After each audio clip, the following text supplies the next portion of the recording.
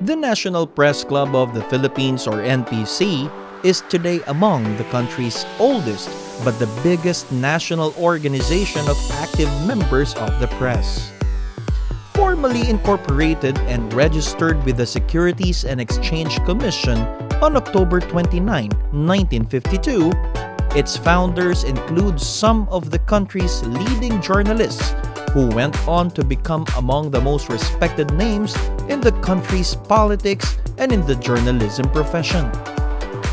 The NPC building's inauguration in December of 1955 was attended by no less than Philippine President Ramon Magsaysay. Over the years, the NPC building has become among the most prominent landmarks in the city of Manila, the country's capital. Its leading members would serve our country and our people on the basis of what they believe is good and best for all. Today, the NPC is proud that this legacy of continuing service to the nation remains at the core of its members' beliefs and principles. Where the government can turn to for help in its mission to instill the spirit of good governance in public service. And from its primary purpose of serving as second home for members of the press, where they can relax and socialize after a day of hard work in the field, chasing the news, or at the newsroom, the NPC has broadened its horizon and mission by helping provide for the education, housing, health, and other forms of material and financial assistance to its members despite meager resources.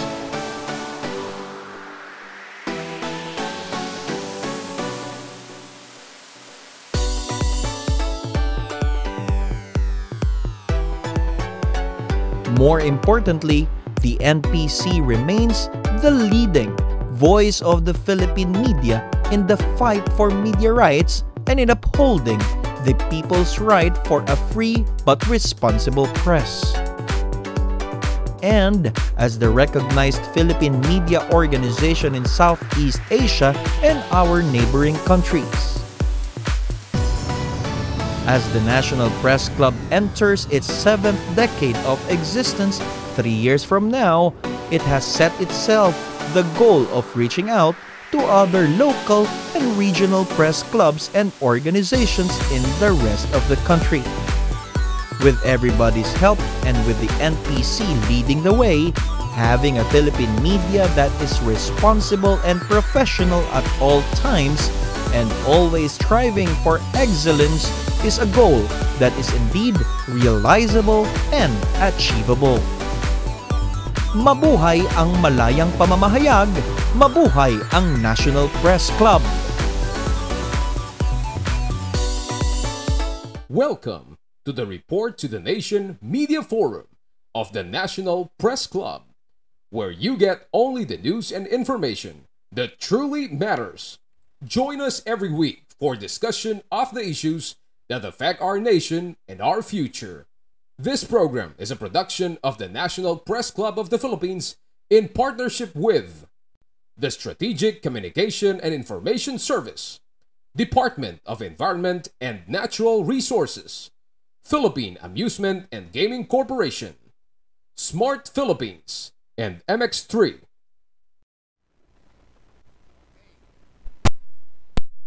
Umaga mga kababayan, mga kapatid natin sa media, welcome sa year-end edition ng Meet the Press Report to the Nation Media Forum ng National Press Club. At ito pong muli si Paul Gutierrez, ang Pangulo po ng NPC. Kasama ko pa rin po siyempre ang incoming congressman ng Distrito ng Romblon at siyempre po ay Director ng National Press Club at publisher po ng Police Files Tonight, si Joey Venancio. Boss Joey? Yes, good morning. Ito po yung huling edition ng ating weekly Meet the Press. Next year ulit tayo magkikita-kita. So, pakinggan po natin mga kapatid. Oh, yes. Kung meron kayo tatanong mamaya sa ating guest ngayon, kaway-kaway lang. Yes, kaway-kaway. At bagaman na mukhang mag-isa lang ang ating guest ngayon. Sayang eh. Pero hindi po ko kayo masasang sapagkat napakalaking issue po ang itatalagayin ng ating bisitang si Attorney Ariel Inton na kandidato rin po bilang konsehal muli ng Quezon City. Kandidato ulit si Attorney Ariel Inton. At we are also trying very hard na makontak po kahit pansamantala. Ito pong tagapagsalita ni BBM, si Attorney Vic Rodriguez, ang kanyang Chief of Staff, para po sa mga latest development sa COMELEC. In the meanwhile, bago po natin ituloy ang ating diskusyon, mga kapatid, mga kababayan, ay again, welcome sa ating media forum. At tayo po napapanood ng live through the Facebook live ng Facebook, siyempre, at saka po sa YouTube channel ng National Press Club. And again, before proceeding, gusto po nating pasalamatan ang ating mga partner stakeholders, ang Philippine Amusement and Gaming Corporation, o PAGCOR, yes, ang Smart Philippines, ang Strategic Information Service Office po, Strategic Information Communication Service Office ng DENR under USEC Benefit, at siyempre po ang MX3. And again, hindi po totoong patay na malayang pamamahayag sa Pilipinas, lalo na ang print, sapagkat narito po ang latest edition ng Pahayagang Rimate, Pinoy Expose at Police Files Tonight circulating nationwide. Okay, and with that ay papasukin na natin si Attorney Ariel Inton ng Quezon City, dati pong LTFRB board member at siyempre po ay Pangulo ng League of Commuter Safety of the Philippines. Attorney Ariel, good morning. Nandiyan na ba? Nandito na siya, di ba? Ano ba yan? Attorney Ariel Inton, good morning. Wala pa yata, no? Wala pa ba? Anyway, habang hindi pa nakakapasok si Attorney Inton, ay pag-usapan natin yung naging meeting nyo kahapon. Sa preparasyon ninyo sa yung mga kandidato namin sa nalalapit na pagpapalit ng liderato sa lalawigan na Romblon, mga kababayan, sa pangunguna po ni Congressman Joey Venancio. Actually, nakita ko si kasamang Wilson Fortaleza. Taba na ni kasamang Wilson. Dati magkasama kami nagrarally niyan eh. Yung nga sabi niya, pag hinahabol daw sila ng mga pulis noon, ang takbo nila, National Press Club. Sa National Press Club. At namimiss nga daw niya yung fountain. Gano'n. Yung fountain natin, bakit wala raw tubig? Sabi niya, kahit marumi yan, pag natirgas kami, diyan kami naghihilamos. Sabi ko, pinayos kasi natin yung fountain, mga kababayan. But you will not miss it, sapagkat next year po, we will make sure meron na pong tubig yung ating fountain. No? Pinayos po kasi namin yan, pinaganda pa ng husto. So next year po ay makikita ninyo yan. Tumatakbo kasi si Wilson na sangguniang panlalawigan sa District 2 ng Romblon.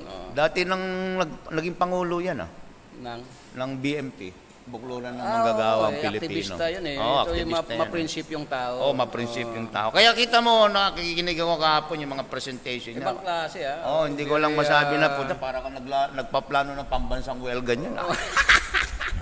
Akala mo, professor eh. Anyway. Isa lang ang tungo ng kanyang nililecture sa amin, financial. Oo. At nga pala, ito po, merong i-recap lang natin yung mga naging year-end development natin. Ngayon po pala ay tuloy ang ongoing drive para sa mga kababayan po nating nabiktima ng top bagyong Odette, no? At i-call out lang po natin saglit dito yung Rappler na naman. Sukat mo, gumawa po sila ng balita ngayon na binanggit ang mga bansang tumulong sa Pilipinas dahil nga sa malawak na perwisyon ng bansang bagyong Odette, hindi isinama po ang China. No, samantalang China po ang kauna-unahang nagresponde diyan. Ang dami pinadala na relief goods yung China. Pero hindi po binanggit sa report ng Rappler.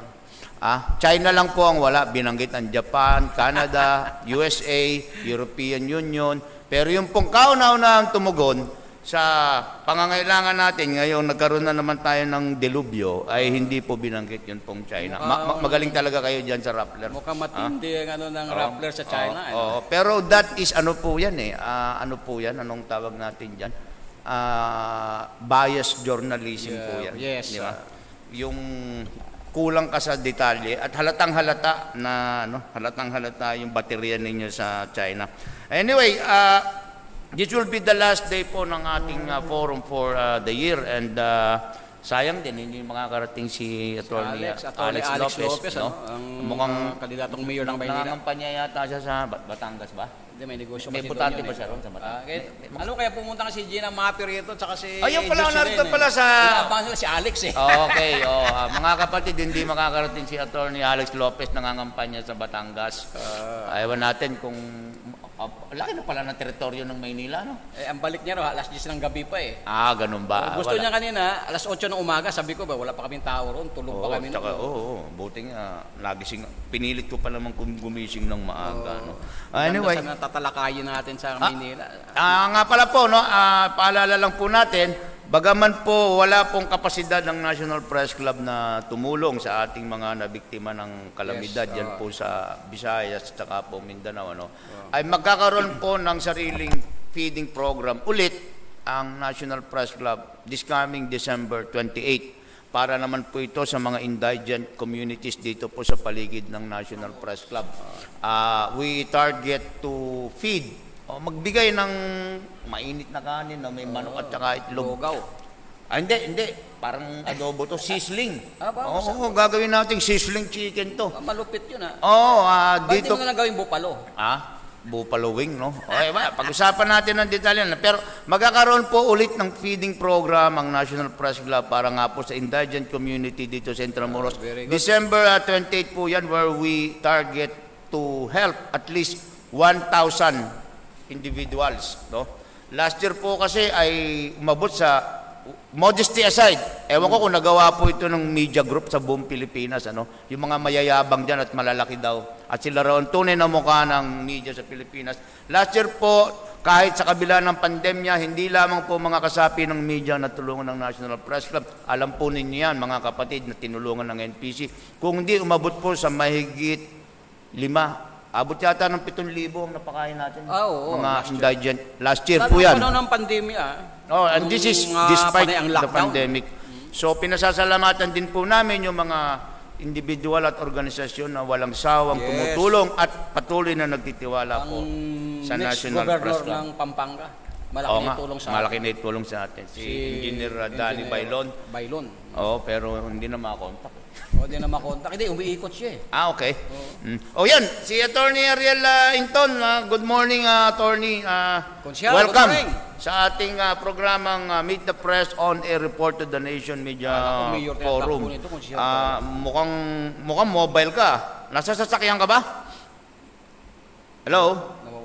Nawawala eh. Babaliktad yung yung picture. Yung camera, Mukhang mobile, ano? Baka sa kwarto yan, balibaliktad tingnan mo. Oo nga, nakikita ko, linya ng kuryente, Linya ng kuryente, Oo nga, Mukhang may ginagawang nga. maganda sa yan, sa kwarto. Ayun, nawala ulit. Anyway po, meron po tayong feeding program at saka po, meron pa pong natitirang ilang bags ng ayuda dito sa National Press Club. And I'm sure marami na po sa ating mga press corps ang ating nabigyan yan, no?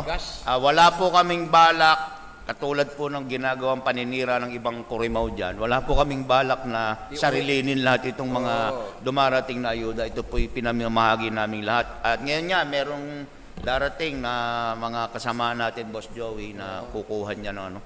At nga po pala, ang National Press Club po, wala po tayong Christmas party again this year, just like last year and in the previous year, But ito naman po ay alam din po ng mga press corps na ating natutulungan na nagbibigay po tayo ng ayuda sa mga press corps. Halos lahat ng mga miyembro ng media, ng National Press Club, kahit hindi miyembro ng National Press Club, ating nabigyan ng ayuda. Yes, Itong mga lockdown, sunod-sunod yun.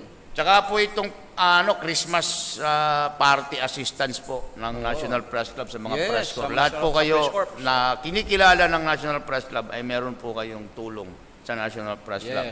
And by the way, gusto ko lang pong banggitin ngayon na yan pong tulong na yan ay sa pagtutulungan po ng inyong lingkod at saka po ng Erwin Tulfo Action Center. sa atin po tayo pong ginawang tulay ni Boss Erwin Tulfo upang may parating ang kanya rin naman tulong sa ating mga kapatid sa media. And of course, we would again acknowledge Boss Erwin Tulfo Action Center. Thank Tsaka you po very si much, kapatid Erwin, na paring Rapi. si kapatid na Ninya Taduran at saka po si Congressman Eric Yap ng AXIS Party List. Thank you very Napakalaki much, po Congressman Yap. na itulong ninyo sa Ninya. National Press Club. In fact, kaya po ginagarantiyan ng National Press Club na mabibigyan ng ayuda ang ating mga scholar next year, no, doon po sa 2 semestre next year, dahil po yan sa AXIS Party List sa pagtutulungan po ni Boss Erwin Tulfo, Congresswoman Congressman Eric Yap, tsaka po si Ninya. kapatid na Ninya, at saka si Congresswoman Tulfo, yung asawa ni Boss Rapi. Sa Diba? Rapi. Oo. Yung congresswoman niya. Oo. Kasi sila yung nag-ambagan para matiyak ang tagumpay ng Alam mo si ating... paring Rapi, matagumpay din yan eh. Oo nga. Dapat niya mag-i-guest dito. Wala pa rin eh. Ay, ano ba? Oo. Kung nag-guest dito, outplace tayo doon. Oo. So, yan po ang mga development, mga kapatid. Nakapagbigay na tayo sa Bulacan, sa Calabarzon. Yung MPD ba, nakakuha na, no? Oo. Yung grupo ni kapatid na Ichi Kabayan, kinuha kahapon yung ayuda nila dito sa National Press Club. No? Hindi naman nagpapahuli lagi MPD. Hindi naman. Kasi malapit lang. Manila City Hall, malapit na kumuha kahapon. At Quezon saka City. yung QCPD, QCPC, nabigyan na natin yung Eastern Police District, Southern Police. Nabigyan na din isang po buwan na natin. nilang kakainin yun. Oo, Sasaingin. abot sila sa So, with that, Attorney Ariel, Attorney Ariel, nandiyan ka din, nawawala eh. nawawala eh. Kisame lang nakikita ko, mukhang nakahiga pa sa Mukhang kamay. nasa loob ng kwarto, mukhang may ginagawang maayos eh. So kahapon, Boss Joey, yung na-finalize nyo na yung plano nyo para sa pagkakaroon ng bagong liderato sa Romblon? Oo. Problema lang talaga doon. At the end, ng bottom line, pera talaga. Ay lahat ng mga kandidato na yon, mga former former governor, former vice governor, former ex-mayor. Mga walang pera yung mga yun. Puro pala puro pala mga X-Men kayo. Mga hindi magnanakaw kasi kaya walang walang naipon. Oo. Tsaka puro X-Men kayo ron. Ex-governor, Ex-men. member, diba? Yung kalaban na namin, X-men din eh. Anong paano X-Men? X-men, X-women, ano ba yun? Hindi ko maintindihan yung status na. So, good luck sa inyo, Congressman Joey. Basta tandaan ko lang paalala ko lang na ako yung, pag nanalo ka, ako yung unang tanggapan, ha? Yung pong lahat na may pangangailangan kay Congressman Joey, sa akin po kayo muna lalapit sapagkat ako po yung unang tanggapan. Siguro pag-usapan natin yung mga presidentiables, dahil itong pinakamainit na issue ngayon. Oo nga. At, ang dami palang nag-file ng DQ kay BBM, kay Bongbong Marcos Jr. Natural naman po yan sa ating kasi winnable kasi. Pag sabi nga, pag punong-puno ka ng bunga, maraming bunga ba ito eh. Pero kasi, kung makikita mo yung mga complainant, ito na rin yung complainant 30 years ago eh. The problem with our politics dito, Boss Joey, sa tingin ko lang, hindi po nag-mature ang politika ng mga Pilipino. Kasi nakahon tayo dun sa dikta ng mga komunista, na ito lang dapat ang issue. So hindi po tayo lumaki. Ang masama pa nangyari dito, nakita din po natin, na itong mga politiko natin, sa totoo lang, Boss Joey, hindi tayo nakalayo sa tinatawag na patronage politics. Ito mga nakapwesto, kung papansin ninyo mga kababayan, hindi po nila gustong umasenso kayong mahihirap. Gusto nga po niya, ganyan lang ang estado ninyo. Ganun na lang ang buhay nyo. Para lagi po kayong nakaasa sa kanila. That is what is wrong with our politics, yun pong patronage politics natin. Hindi po tayo nakawala dyan. Sapagkat kung ito'y naging problema na, bago pa man nadeklara martial law, mas naging mabigat na problema nung naupo na yung mga pumalit kay Pangulong Marcos, di ba? Kasi patronage politics. At tayo naman po hindi dahil sa sumisip-sip kay Pangulong Digong, nakita naman po natin nagkaroon ng konting pagbabago, di ba? At kagaya niyan, maganda nga, umatras na si Pangulong Digong sa pagtakbo sa Senado. Kita po natin ngayon, hindi makukulayan itong ginagawa po niyang pagtulong. Sa tingin ko nga, yun ang isa sa mga rason kung bakit nag-withdraw si Pangulo. pati na si Senador Bongo, siguro para hindi na makulayan itong Lahat ng nakapile na gagawin kaso laban sa kay Bongbong Marcos Jr. Hindi, tsaka para ngayon, akita natin, tuloy ang pagtulong nila, nasa mga devastated area po. Hindi pwedeng sabihin, namumuliti ka lang yung si Digong, tsaka si Bongo. Diba? Ginagamit ang resources ng gobyerno para sa politika. Paano nyo pagbibintangan ngayon ng ganyan? Hindi na sila kandidato. Hindi naman sila kandidato. Diba? Ngayon, dito po kay Bongbong, talaga pong ganyan, tama po si Boss Joey dyan, no? Kasi nga, siya yung numero 1 kandidato. Napakalaki kasi ng chance niya manalo lagi. Kung titingnan mo yung mga survey, tapos ng halalan eh. Oo nga.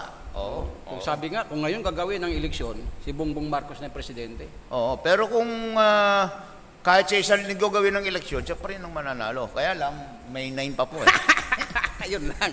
Medyo matagal pa po yung ating... At saka sana desisyon na ng kumilik itong para at least yung tao makagalaw na ng maayos, no? Yes, saka yung mga supporters niya. Pero kung titingnan po ninyo, itong mga wala pong sustansya eh. Hindi tayo abogado, ha? Let's leave it to the lawyers, no? Pero pag titingnan po natin, common sense lang po ang tawag yan eh.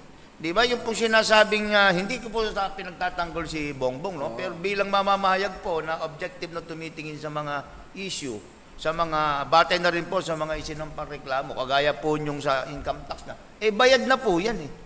Di ba? Ito na lang po talagang, kayo na naman dyan sa Rappler, kayo lang ang makulit eh. Kaya galit na galit siya doon eh. Uy, kung nga pala, mukhang may panalo na ngayon si Larry Gadon, ha? Mukhang may laban.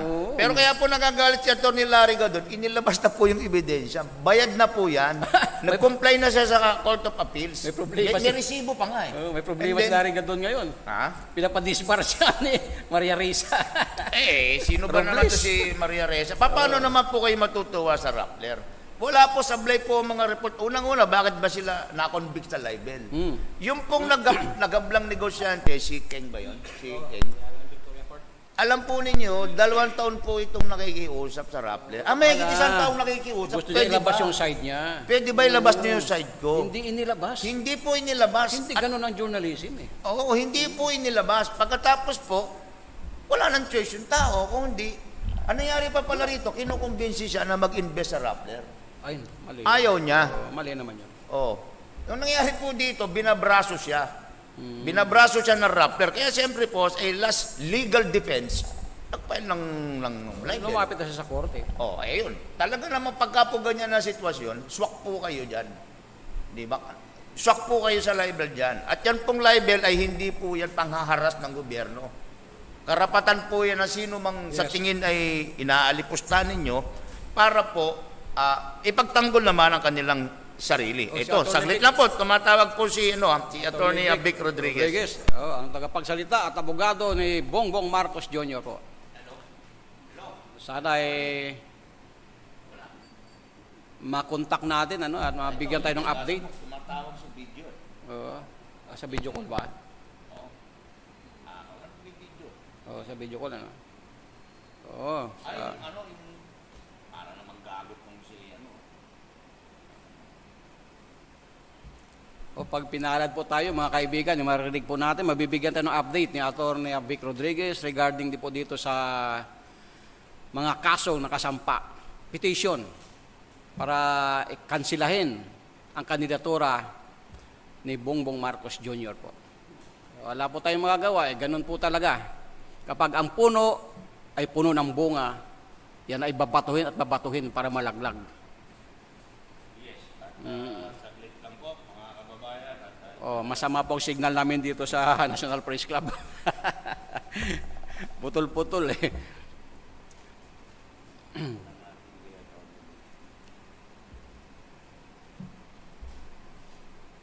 Medyo mahirap, Pero tumatawag po sa atin si Atty. Vic. Let's wait. May Viber siya. Naka-Viber ba siya? Kaya ba natin yan?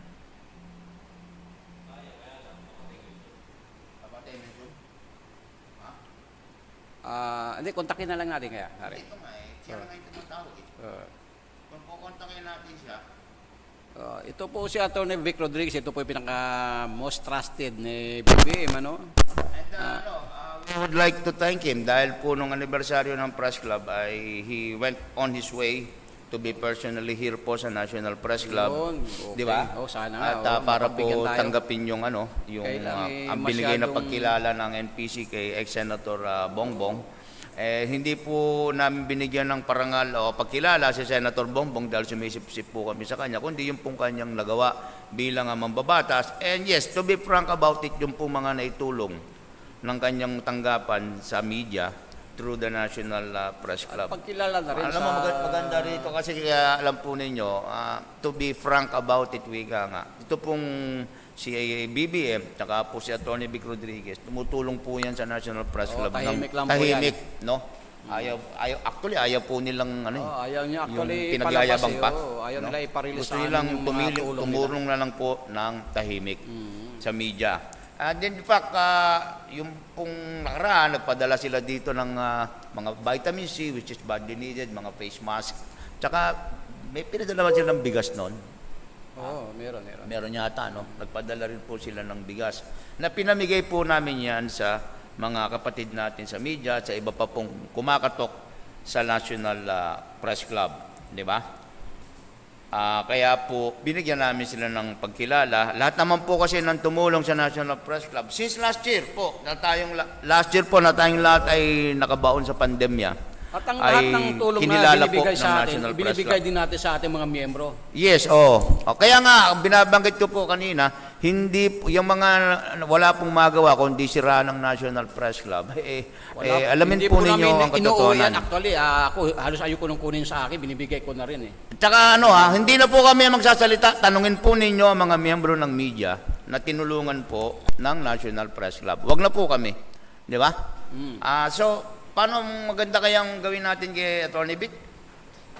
Para miss call, hindi siya makapasok. Pangulo, kung ikaw na nakita mawag sa kanya. Hindi nga, hindi naman maano ng ating mga audience. Yung boses niya marinig. Ha? Paano sa ano? Paano gagawin?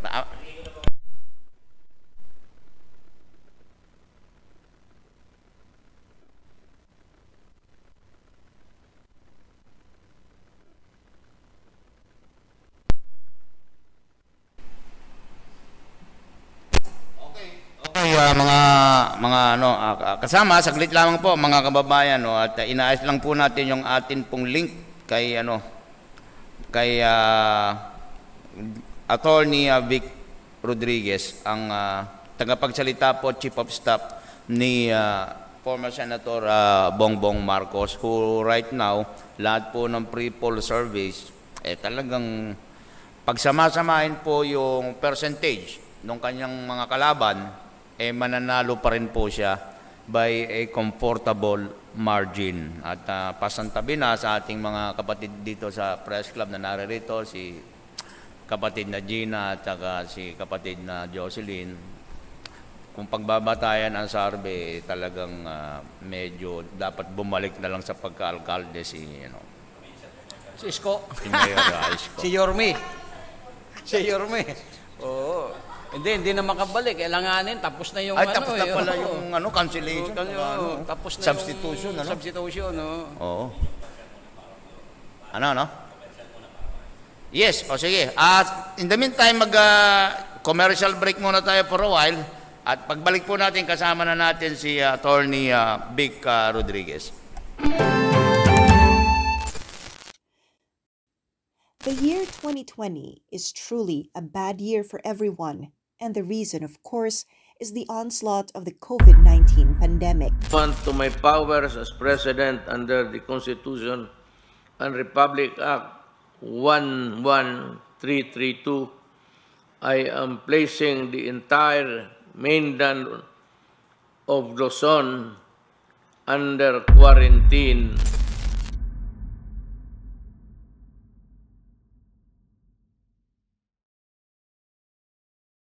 But despite the tremendous difficulties, the National Press Club responded to the challenges of the time despite its meager resources.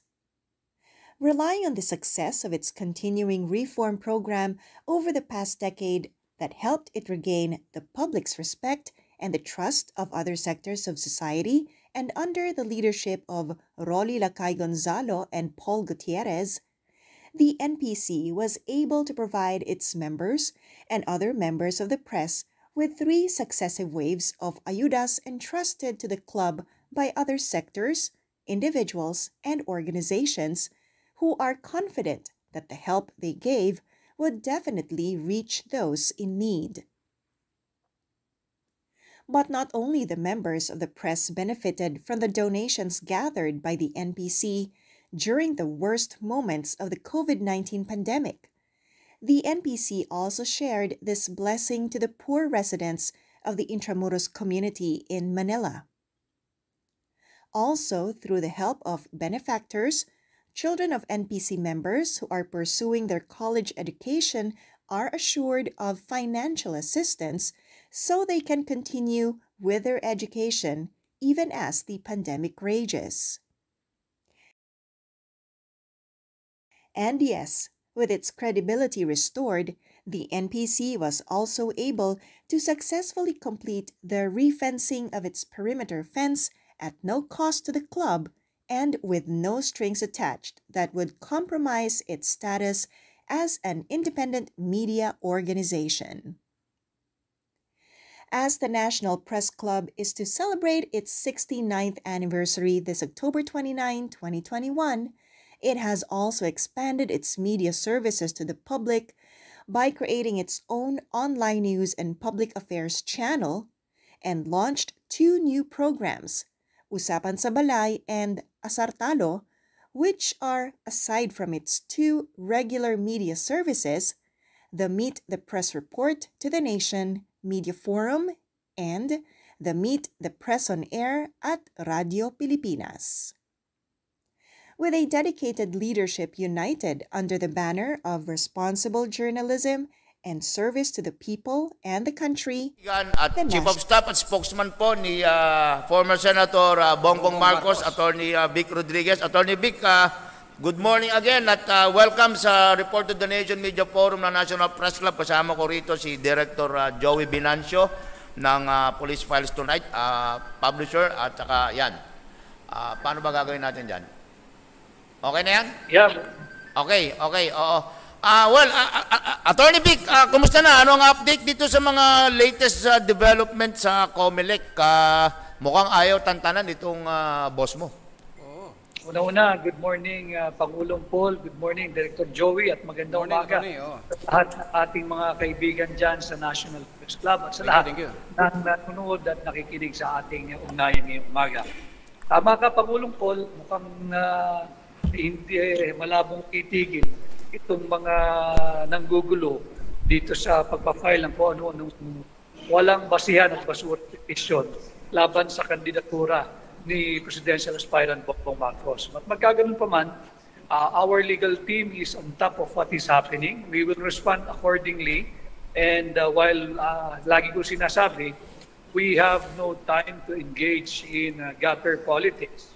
A case is still a case that we have to address. A case is still a case that we have to answer. So, ganun lang ang gagawin natin. But definitely, malinaw naman na ito yung mga basurang kaso, basurang petisyon, because it has been made very clear in the Court of Appeals decision that there is no perpetual disqualification imposed against Presidential Aspirant Bongbong Marcos. Pinipilit lang yan ng narrative ng mga kalaban, ng mga yellow wannabe political assassins. Subalit magkaganoon pa man, malinaw doon sa desisyon ng Court of Appeals, there is no perpetual absolute disqualification imposed against or handed down against Presidential Aspirant Ferdinand Bongbong Marcos Jr. Yes, Attorney Vic, the reason why I'm also wondering, as a reporter, kasi nailabas na yung actual na kopya ng resibong binayaran niya at yung certification ng BIR na bayad na siya rito. Na-settle niya na yung utos ng Court of Appeals. And still may mga narrative na sinasabing hindi pa siya bayad at siya ay talagang disqualified pa. The reason why I can understand, kaya galit na galit si Attorney Larry Gadon nung isang linggo, mukhang gusto nga siyang ipadisbar doon sa kanyang inaway si Maria Risa. inaway yung taga-Rappler, because tapos na yung issue insofar as the records would show. May resibo na. Inuulit pa ito ng mga galit kay BBM o oppose sa kanyang kandidatura. Andyan pa ginawa pang basis for their petitions, Attorney. Alam ninyo, tama kayo, kayong mga respected journalists, mga mamamahayag na rin respeto. We can always disagree po. Kahit tayo magkapit ng personal, yan si Joey, if we have to disagree on many aspects of governance, of politics, or belief, whether religious, political, or personal belief, so be it. But ako nakakasiguro ko sa inyo, dyan sa NPC, hindi kayo magiging channel or instrumento o daan upang magpalaganap ng mga kasinungalingang balita, ng mga fake news, ng mga false news. It's all right to disagree. Wala tayong debate riyan. Kahit nga hindi totoo, nakikita naman ninyo, banat ng banat kay Presidential Aspirant Bongbong Marcos, hindi kami nakikipag-away, hindi kami nakikipagbasag ulo. Subalit, wag naman sana gamitin yung inyong impluensya, wag naman sana gamitin yung anumang platform magpalaganap ng kasinungalingan. And in the spirit of Christmas, Paul at Joey at mga kababayan, sana naman mapagtanto nila na ayaw na ng tao ng negative campaigning, ayaw na ng tao ng negative politics. As I have always been espousing, as Bongbong Marcos have always been advocating for, let us please elevate the level of political discourse. Let us observe decency, and most especially, let us all be truth spreader, not fake news spreader. At napansin ko, Attorney Vic, no, yung dito sa COMELEC, mukhang gusto silang i-pressure sa pamamagitan ng press release. Di ba? To decide in favor of the petition. Through press release sila binubugbog hindi naman through the submission of, shall we say, credible and legally tenable na mga argumento. Lagi kong sinasabi, maawa naman tayo sa mga opisyal at kawani ng COMELEC. Take away December, dahil mabilis lang ito. 4 months to go, 4 months and 9 days to go, maghahalala na. And maaari ito yung pinakamahalagang halalang pagdaraanan natin in our lifetime because of the pandemic. Yes, We're still in the thick and in the middle of the pandemic. The economy is badly hit because of the pandemic, and we want to get out of the pandemic and try to rebuild our country, our nation, and the economy. So wag naman nating babuyin yung COMELEC, wag naman nating pahirapan yung mga opisyal nito at mga nang gagamitin nating launching pad ng ating mga political propaganda. Magsasampa tayo ng kung ano-ano at napakaraming basurang petisyon. Imbis na maging busy ang mga taong ito sa mas mahalaga at mas makabuluhang paghanda papunta dito sa 2022 election, binubulunan natin sila ng mga walang kakwenta-kwentang kaso at mga walang kakwenta-kwentang petisyon dahil lamang sa ngit, sa puot at sa galit ninyo kay Bongbong Marcos. Huwag naman sanang ganyan. At pag-usapan natin ang issue, base doon sa ano yung legal. Hindi yung dahil sa kung ano ang gusto ninyo. Yes. Pinipilit ninyo na sundin ng tao ang inyong narrative, ang inyong kwento. Alam ho ninyo, ang eleksyon ay pinag-uusapan, tinatapos at naghahalal tayo ng ating leader sa pamamagitan ng eleksyon.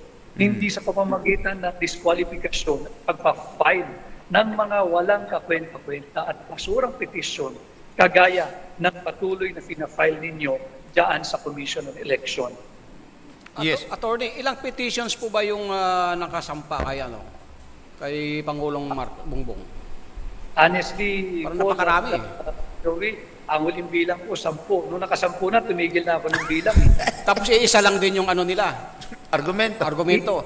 Iisa lang, nagpapalit-palit lang ng petitioner. So, ako naman, ang aking siguro, but of course, hindi natin sila pwedeng pangunahan. But yes. I think the COMELEC, on its face, motu proprio, on its own, pwede nila is na agad yung petition na yan. It's time for the Commission on Election. To my mind, as a lawyer, as an officer of the court, I think it is within the ambit of the constitutional power and functions of the Commission on Election to finally put its foot down na tama na, kalukuhan na, ginagawa niyo na kaming basurahan ng inyong mga basurang petition. Wala na kaming tatanggapin kung paulit-ulit lang. I guess it's time for COMELEC to assert its constitutional independence. I guess it's time for the COMELEC to assert its constitutional mandate. Ayun. Mukhang pinatatawag uli ng COMELEC si BBM, ano? Better na summons? Normal yun eh. The moment na may mag-fuck, talagang i-strong at on.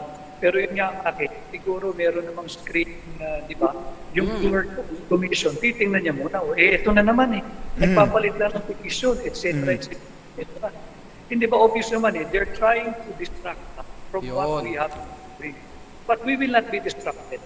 If that is your game, ladies and gentlemen of the petitioners and of all of their kind, we will not be distracted. We are focused on what we are doing, and we will continue to do what we have been doing. Most especially, ito na naman, maraming nasalatan. Patuloy lang kaming tutulong at magre-reach out. Kahit Pasko, kahit bagong taon, kami ay magkatrabaho. Iikot kami ng probinsya, yung mga nadala na namin ng tulong, babalikan pa ho namin. Ito sana ang pagkaabalahan natin. Ito yung sinasabi ni Bongbong Marcos na it's time to unite, and let's talk about nation building. Let's look ahead. Let's talk about the future. Kasi nga, yung ibang nag-iikot na kandidato, ang dala-dala, TV crew eh. Nakakalungkot, Paul at Joey. Alam mo, not because I am with him, and I'm not, this is not a sales or campaign pitch for him. Ayaw nga niya ng may media, kaya nagugulat. Yung ibang napakarami natin supporters on the ground, natawag, nagtitext, bakit naman hindi kayo nagsabing darating kayo, sana nakasalubong ka. Kako ayaw ni BBM, ang gusto lang niya magdala ng tulong alis. Kaya anong Sabado, Paul at Joey, imaginein mo in so short span of time, naka-apat na probinsya kami noong Sabado. At naka-apat ulit kahapon. Bakit natin nagagawa yan? Walang fanfare, walang media, walang politika. Pagdating doon, usually sa airport lang, turnover sa local government, alis. Lipad na naman, alis. Lipad na naman, alis. Kaya kami nakakarami. Ayaw niya nung gagamitin pang propaganda. Tama si Senator Ping. Tigilan na natin yung nung sabi niya, calamity politics ba or campaigning. Ayaw, tama si Senator Ping doon. Kung tutulong tayo, tumulong lang tayo. Walang camera. Yes. In fact, before you came in, that's what I'm also telling our viewers and our media colleagues na in the case of the media, tumutulong ang tanggapan ninyo, si BBM, through the National Press Club, na ayaw nga ninyong, di ba, ayaw nga ninyo nung kami pa mismo yung magsasabi na tumulong kayo sa media through the NPC. Basta pinaparating ninyo rito yung inyong tulong, and we make sure naman na nadidistribute ito also without fanfare or media hype, kasi yun ang gusto na ni BBM, attorney. Tama yun, Paul, at kayo dyan sa NPC, kayo ang isa sa mga maraming magpapatutuo ng totoong ugali ni Bongbong Marcos. Ayoko sanang ilabas. Pero yan, nabanggit na ninyo, kayo ang makakapagpatunay na kung ano yung ugali ng tao. Hindi niya kailangan ng publicity, pagtutulong. Tulong lang ng tulong yun. At kaya nga, sabi nila, nagugulat sila, ang lakas-lakas daw ni Bongbong. Ako hindi ako nagugulat, Paul, kasi nakikita ko yung work ethic ng tao. Trabaho lang, walang fanfare, trabaho lang ng trabaho. All this time, he's been working, and he's been working hard. And now, he's been working harder. Kaya ako hindi nagugulat sa response ng tao sa kanya na sinusuklian siya ng pagmamahal, respeto at suporta. At well, when it comes to respect and support, it's very clear sa mga pre-poll service, attorney, kung ito ang pagbabatayan, talagang sabi nga ni Bobby Tiglao doon sa kanyang column sa Manila Times, ito raw ang pinaka-boring, no? Nakakaantok na election. Dahil kung pagbabatayan ng survey results sa ngayon, tapos na ang election. Well, let me put it this way on behalf of BBM. Kami ay patuloy na nagpapasalamat sa napakaganda at pagandang resulta ng survey. Survey after survey, patuloy na nagiging consistent at tumataas pa yung kanyang numero. Subalit, klaro sa amin, Paul at Joey at sa lahat ng ating kaibigan nakikinig at sumusubaybay ngayon dito sa ating forum, wala pa ho kami na ipapanalo. Ang eleksyon ho ay sa May 9 pa. Yes. Kaya kami, We just take these beautiful figures as it is, bilang dagdag na inspiration, bilang dagdag na motivation na higit pang magtrabaho at higit pang makabuo ng higit na mas malakas na alyansang politikal sa national at local levels. But it's clear to us, we have not won anything yet, and makakaasa ho ang sambayan ng Pilipino. Paulit-ulit na sinasabi sa akin ni Presidential Aspirant Bongbong Marcos pag may sortie kami, grabe yung response ng tao. Lagi niya sinasabi, nakikita mo yan, Vic, we will not disappoint these people. Napakataas na kanila expectation at ang laging sinasabi, Pangulong Bongbong nga tawag sa kanya eh. Pagandahin niyo po uli ang Pilipinas, ibalik niyo ho yung ating yung pagiging respetado natin sa international stage and international forum. At laging klaro sa kanya, sink in sa kanya. Itong pagmamahal na ipinapakita ng taong bayan. Hindi libre ito, Paul at Joey. Hindi ho libre ito. Ang tao ay umaasang makakapili tayo pagdating ng panahon at bigyan siya ng pagkakataon at pribilehiyong makapaglingkod bilang Pangulo. Hindi ho libre yun. At kailangan namin tumbas at higitan pa yung inyong expectation na liderato ni Pangulong Bongbong Marcos kung sasakaling siya ay palarin at bigyan ninyo ng inyong mandato maging Pangulo na. Nabanggit mo, Atty. Vic, without fanfare, nagkapag-ikot kayo nung ano ba mga probinsya na yung napuntahan natin, yung mga sinalanta ng bagyo? Nakapunta kami ng Surigao, nakapunta kami ng Maasin Leyte, ng Butuan, ng Negros Occidental ng Capiz, nung nakapunta rin kami ng Pate, ng Siargao, Surigao at Cebu at Bohol. And we intend to go as far as hindi lang pa namin matiyak kung kayang dumaong ng vessel sa dinagat eh. Hindi rin namin alam kung kayang mag-landing na sa Palapan. But we've been hearing the cries of our people there for help and we will respond. Antayin lang po ninyo at nakahanda po yung goods, hindi lang namin mai-transport agad-agad dahil kagaya ng tubig, Paul, hindi pala simpleng bagay na isasakay mo lang sa plano yung tubig. Bukod sa mabigat, meron palang ibang handling din ng tubig pag isasakay mo sa plano. We want to do it via vessel, via sea, but it will take a while. And the people there are thirsty, the people there are hungry. Naririnig namin yung inyong iyak. Yung bang Limasawa, gusto niyong punta? I think yung Limasawa, based sa report ng Office of Civil Defense, 90% ang devastation din doon. Well, lahat ng kaya naming tulungan, tutulong po si Bongbong Marcos. Ang challenge lang namin, alam mo, si Bongbong ay citizen Bongbong pa rin.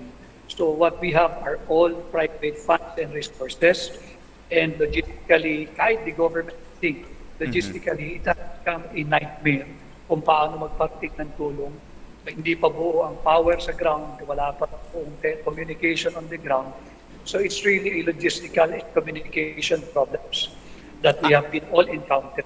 How about kasi yeah, may utos si Pangulong Digong na agarang ibangon yung mga ibalik ang kuryente sa mga nasalantang lugar, but of course may mga technical challenges dito, no, logistical challenges ano. On your part, let's say for example, balak nyo bang magbigay din doon ng mga temporary, mga generator, solar panels, gano'n, just to, to hasten the recovery, tsaka yung particularly yung komunikasyon. Siyempre, kung walang power, walang communication. Loaded na po, an hour ago, loaded na po yung, I think we have around 20 generator sets, loaded na po sa isang barko, dyan sa Port Batangas, at iikot po namin yan. Hindi naman po kalakihan, pero would you believe, Paul, pati dito sa Manila, nagkakaubusan ng generator set. Wala ka nang mabili. I guess talagang ganun. Try for help. Barko kayo, puro ginship na eh. Oo, kami, kung may nakuha kami around 20, I think, at yun po ay loaded na sa vessel. At meron na rin po kaming na-load na 4 or 5 satellite dish para rin makapaglagay ng signal. Pero VoIP lang po ito, call via internet. Pero kesa wala. Yes, so yes. maglalagay po kami doon ng 5 satellite dish in Cebu, in Bohol. We want to reach as far as Dinagat. Pero yun nga, walang makapagsabi sa amin kung kayang dumaong ng barko sa Dinagat dahil wasak din yata yung seaport. But nonetheless, ang bilin ho ni Presidential Aspirant Bongbong Marcos, this is indeed a Christmas like no other. Trabaho tayo at tuloy-tuloy ang pagtulong sa Now, before we let you go, Attorney Vic, could you briefly, ano yung magiging, if you are allowed to do that, no? Paano yung magiging depensa natin dito sa mga makukulit na petitioners sa COMELEC? Para matapos na yung yan. legal brief nyo ba? Well, briefly, ganito lang ho ang sinabi ng Court of Appeals decision. There is no perpetual disqualification imposed on BBM. And as aptly stated by our lead counsel, the esteemed attorney Estelito Mang Titong Mendoza, the creativity and imagination of the petitioners, writing and wanting what is that there can never be a sufficient ground to disqualify Bongbong Marcos, can never be a sufficient ground to cancel his certificate of candidacy. Okay. Do you think overwhelmed as the COMELEC may be, may magandang o may resulta na ba yan, whether good or bad, by pagpasok natin ng 2022 before the start of the campaign period? Sa Pebrero? I think last day nila is bukas. Okay. 23rd. And they'll resume, I think, on the 27th. But given the limited time left for them, dun sa kaso naman na nauna, yung to cancel or deny due course sa COC ni Bongbong Marcos, I do not know kung kaya nilang hatulan ito bago matapos ang taon. But for all intents and purposes, submitted na ho yung kaso for decision when we filed the memorandum the other day. So wala na ibang gagawin, not unless sila mismo will take cognizance of the multiple petitions filed against BBM na parehong-pareho na. Sabihin nila, teka muna, i-consolidate na lang lahat ito nang hindi rin naman tayo nalito at hindi rin naman pabago-bago sagot, iisa naman yung aligasyon. So it's the call of the commission, the second division. I do not know if what would be the disposition of the en banc, but would we want this case settled before the ends? Absolutely. But are we ready to wait some more if it cannot be settled before the year end? Wala ho kami magagawa. Basta kung anong iba to sa amin, hinaharap lang namin. So, yun pala. So, Attorney, you are expecting na before the start of campaign sa February, madidesisyonan itong kaso na ito, ano? On the commission, COMELEC level, yes. But of course, there is always the Supreme Court to consider to file an appeal. So, as always, like any other mga ganitong disqualification against a leading presidential candidate, umaabot po ng eleksyon yan at overtaken by events kapag meron ng president in waiting. Yeah, gano'n naman ang magiging proseso niyan eh. Well, na-consider nyo rin, kasi nakausap namin one time si Attorney James Jimenez, spokesman ng COMELEC, and he confirmed na, halimbawa, just in case na imprenta na yung balota, no? So tapos na yung for distribution na yan at nagkaroon ng disqualification for any candidate. Ang pwede lang daw ipalit dito yung kaapelido or yung kapangalan, no? Is that correct?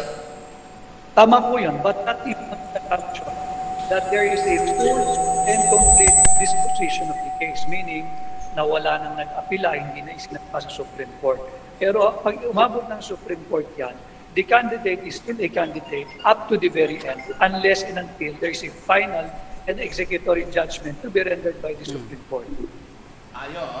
The reason why I'm asking that is, sabi ko nga, pag minalas-malas kayo, Marcos pa rin ang tatakbo, si Aimee. Mostly.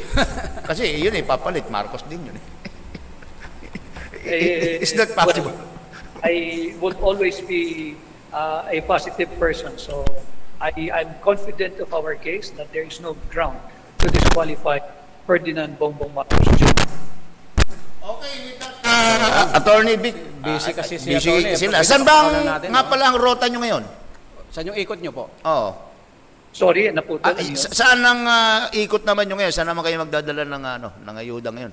We're looking at Palawan and devastated din yung Palawan eh. Oo. And then, Paul at Joey, yung mga natulungan na ni Bongbong Marcos, ang bili niya sa akin, come up with more goods. And our friends na gusto pang tumulong, balikan pa natin, another round, tulungan pa natin because it's never enough.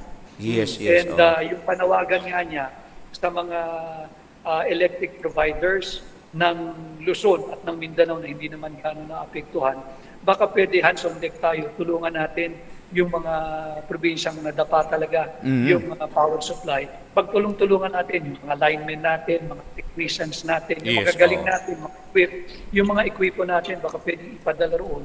At buhayin natin yung bayanihan spirit ng Pilipino, magtulong-tulong tayo. Nang sa ganun, kahit paano maiksan natin yung paghihirap nila. At ilang araw mo lang ngayon, gano'n Noche Buena, makasulyap lang naman ang konting ilaw o liwanag yung mga kababayan nating nasa linta ng bagyong din.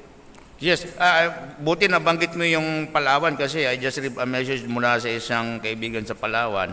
Wala pa rin daw kuryente ron, Attorney Vic. Devastated yung Palawan. Just to let you know, wala pa raw kuryente sa Palawan at hindi yata ito masyadong na-amplify ng mainstream media dito sa Metro Manila.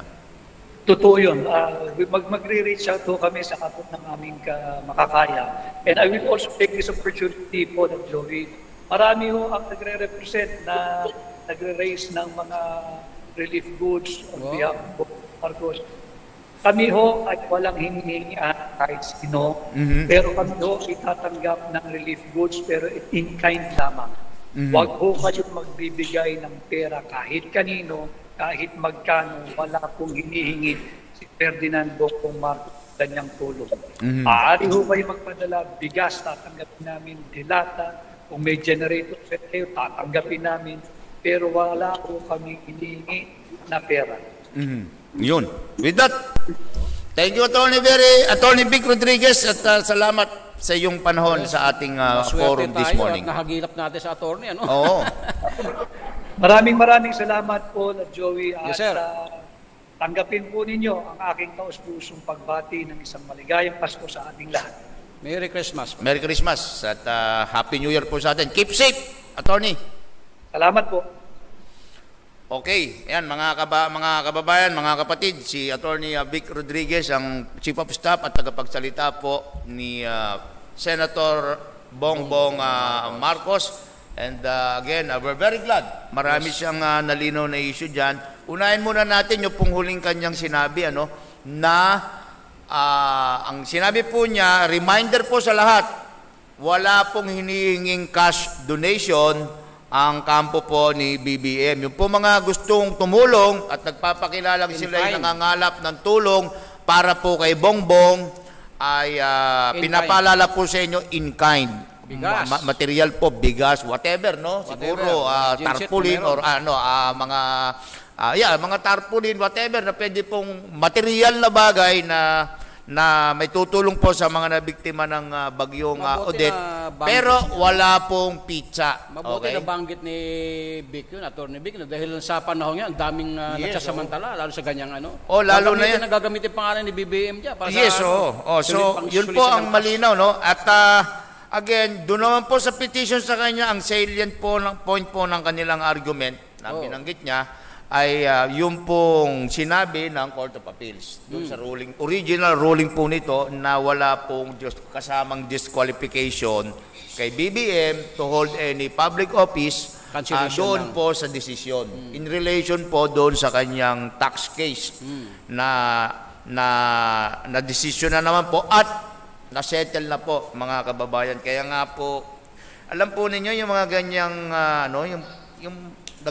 alam mo ng kasinungalingan, binabalita mo pang tama. Yan po ay nakakatulong sa pagkasira po ng kredibilidad nating lahat dito po sa media. Sana po binigang din dito ni Attorney Vic Rodriguez na walang perpetual disqualification. Yes, wala. Sa tax case.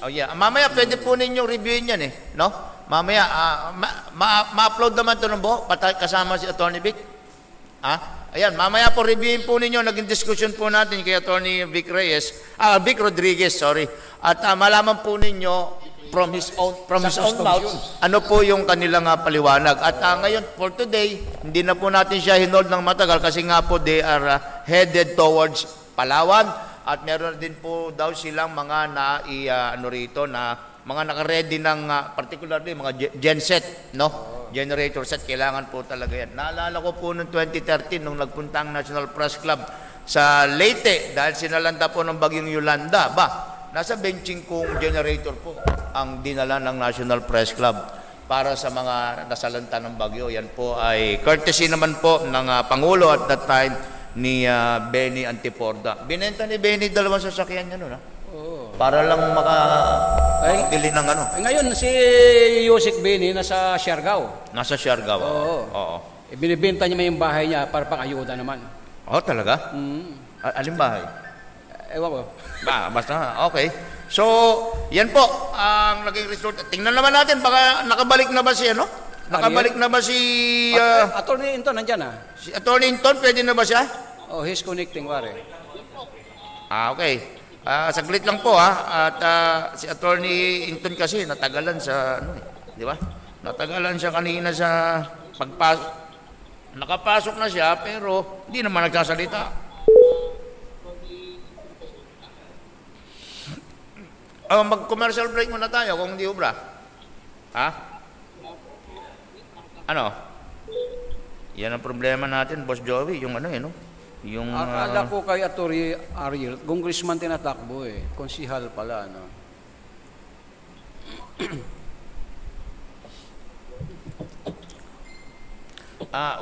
We understand na, alam po niyo mga kababayan, we understand na, nandiyan na ba si Atty. Atty. Hinton? Nasaan? Oo nga, papasukin mo na ako. Saan ba? Oo nga, ano ba yung nasa screen natin?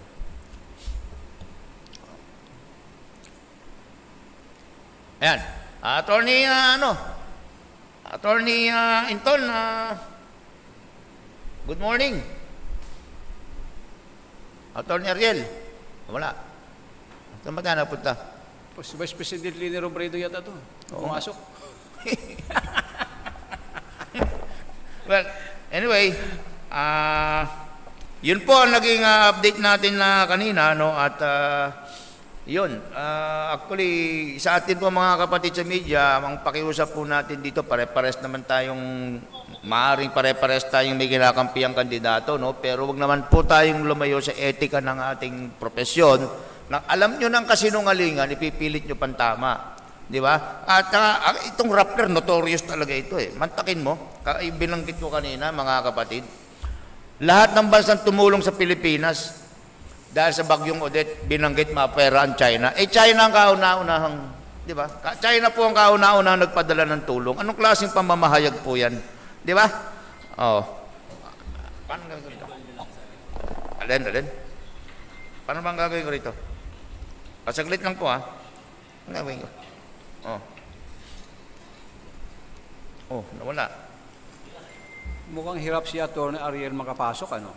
Oo nga Sinong nag-open kanina, para bumabalik-baliktad yung dick.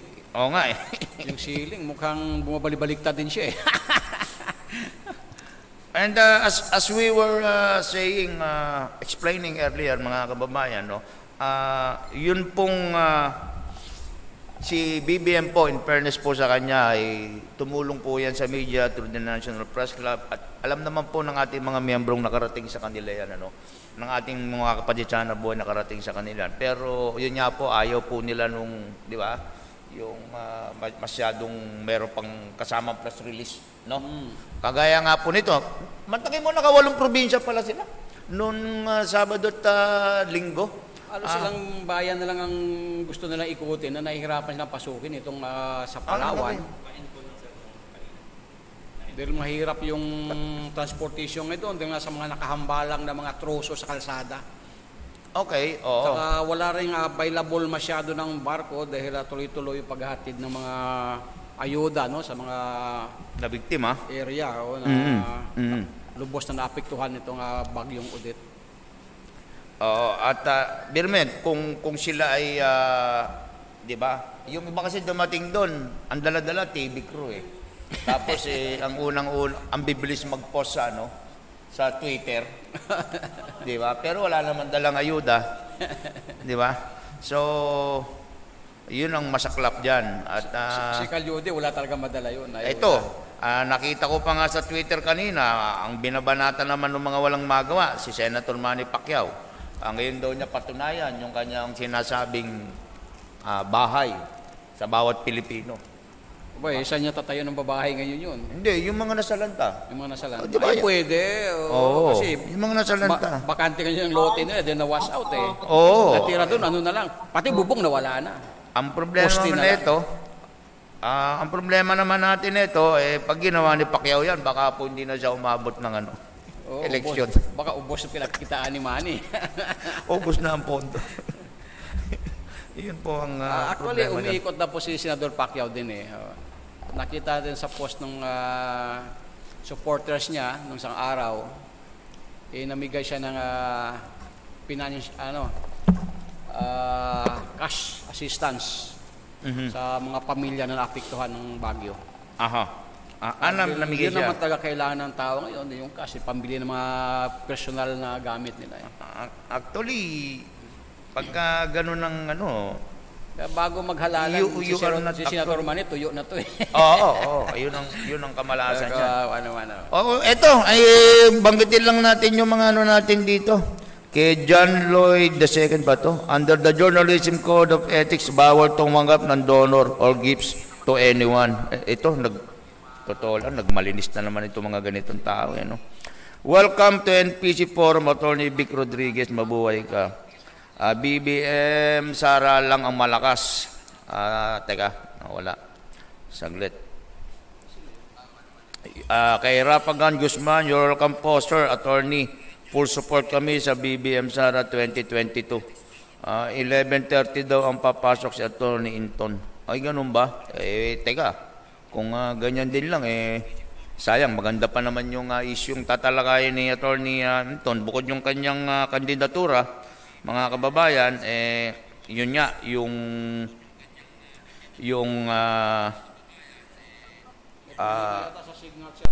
oo nga Marami siya na tayo itatanong kay Atty. Inton tungkol dito sa sana no contact policy sa traffic. Well, problemadong malaki mga motorista ngayon, Dahil ang pag-renew nila ng kanilang mga rehistro na sasakyan. Ito, mag-react lang ako saglit dito, Boss Joey, yung nile-lecturean pa tayo nitong si John Lloyd II. Under the Journalism Code of Ethics, bawal tumanggap ng donor or gifts to anyone. O tama ka dyan, hindi naman kami nang hingi. Pinadala nga dito Saka John Lloyd, yung profile pic mo, Oo nga Isa pa, ang sabihan mo nito, yung mga nasa mainstream media malalaki, kagaya niya Rappler, ang kapal ng mukhang tumanggap ng pondo galing sa mga Amerikano. Pagkatapos, walang ibabalitang matino tungkol sa Pilipinas. Sila ang sabihan mo niya, huwag kami rito sa National Press Club. Mukha nga fake ang account nito, no? Si Cathy. Kapatid na Cathy Cruz. Si Cathy Cruz. Oo.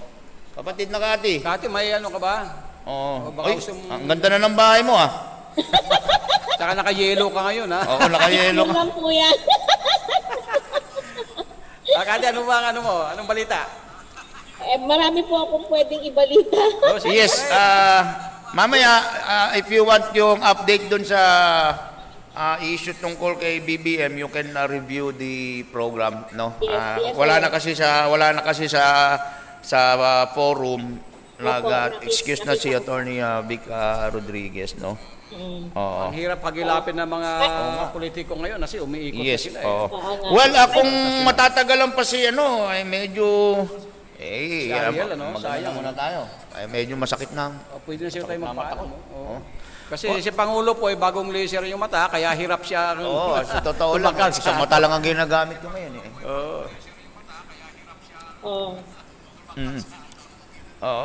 So, with that, Attorney Ariel Inton, pasensya ka na but we cannot wait much longer. Next year na lang siguro. Next year ka na. Last edition po namin ngayon. Last edition po natin yun. But maganda sana yung pag-usapan natin dito, yung no contact apprehension policy ng ilang mga LGUs, no, kung saan talaga po ito malinaw na negosyo Sakit sa bulsa. at racket. Ang question po talaga dito ay Kung ito ba illegal? bakit nakikialam dito ang LTO? Kung ito ba illegal o racket? Racket ito, tingin ko. Ang tanong dito, bakit nakikialam dito ang LTO? Ang problema pa yung mga traffic lights nila, ang bilis umano. Hindi, huwag na yung traffic light, Parang boss. hold up eh. Ano ang pakialam ng LTO, mga kababayan, sa isang kontrata sa pagitan ng LGU at isang kontraktor? Contractor. Private contractor yan eh. Ay, negosyo ito. Oh, ano kinalaman ng LTO dyan? Di ba? Kaya sa Maynila, yan ang masakit sa bulsa ngayon mga motorista. Hindi lang Maynila, Valenzuela, I think Pasay, Quezon City, at saka Parañaque. Importante pala talaga makausap natin si Atty. Ariel. Yes, pero yun nga, medyo masakit na po yung ating pagpaumin na po ninyo. Pasensya na po kayo, medyo... Hindi na po kakayan, unless gusto mong ituloy, Boss Joey. Gutom na rin ako. Di po Well, with that mga kababayan, pasensya na po yan kung medyo parang naging boring itong ating last kasi yung isa nating dapat ngang guest si Attorney Alex Lopez, ang kandidatong mayor ng Maynila ay nangangampanya po ngayon sa Batangas province. Mamaya alas 10 pa rin ng gabi ang dating. Ayun. So, with that, again, gusto po nating pasalamatan ang ating mga partner stakeholders. Siyempre po ang ating mga kapatid sa media na nagtiyagang tumutok sa ating programa ngayong araw na ito.